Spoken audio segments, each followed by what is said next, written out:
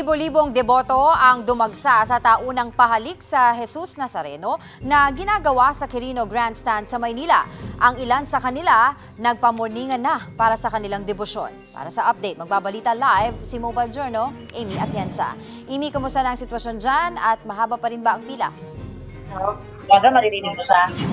Yes, Angela, dito sa may Quirino Grandstand ay talagang punong-puno na yung pila at pila na din talaga yung mga tao. Dito sa aking likuran, ayan na yung pila na nagantay ng ilang oras para makahalik doon sa Poong Nazareno. So far, ayon sa data, lagpas 5,000 na yung bilang ng mga pumunta rito at umaga pa nga lang ay talagang pumunta na rin yung ilan dito. May isa ko nakausap dito, Angela, sinabi niya nagaling pa siya sa Oriental Mindoro at yearly daw talaga ginagawa niya itong pahalik sa Nazareno dahil nga noong time na nawala, hindi siya naka-attend ng translasyon, pati hindi nakahalik sa Poong Nazareno, nawalan daw siya ng ina. So yun yung mga stories and reasons why oras-oras ay talagang pumipila pa rin ang mga tao at mga deboto dito mismo sa may Quirino Grandstand. At yan nga, preparation na rin para sa translasyon bukas ng umaga.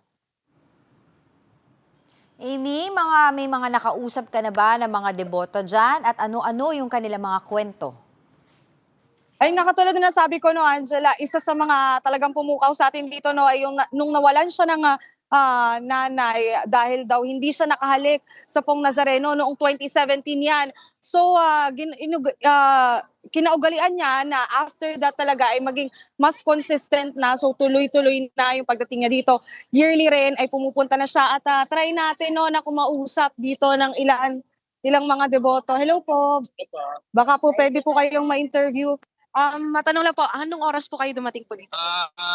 Sa senior, dumating kami rito. Siguro mga magse-7 ng umaga. 7. Oo. Tapos ngayon lang din po, ano pong plano nyo dito? Kasi may mga activities po tayo abangan po.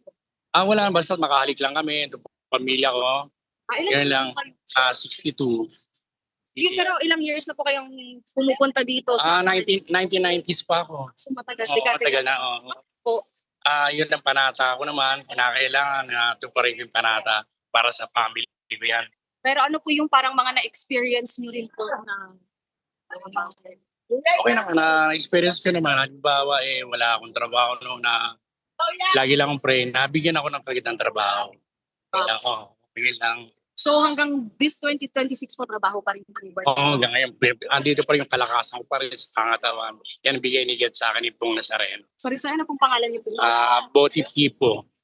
Salamat, sir. Salamat. So ayan, may iba-iba yung rason kung bakit sila nandito. Mostly talaga naging tradition na rin at dekada-dekada na nga, Angela, na pumupunta rin talaga dito sa Quirino Grandstand para nga sa pahalik sa Poong Nazareno. Amy, kamusta naman ang seguridad dyan? Ano yung mga ipinagbabawal at ano pa yung mga dapat tandaan ng mga deboto kapag pumupunta dyan?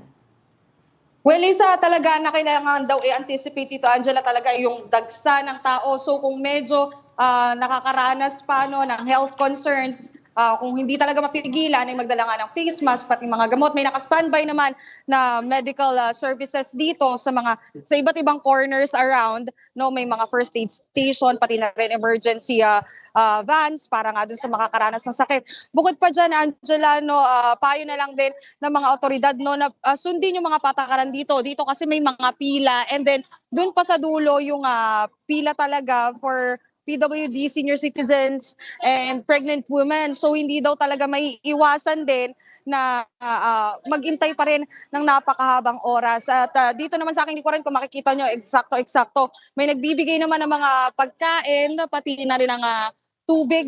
So tuloy-tuloy ang operations din dito, pati pagpaproseso. So ine-ensure naman ng authorities din dito na ligtas ang lahat at syempre magiging maayos yung sistema nila dito para sa pahalik sa Poong Nazareno.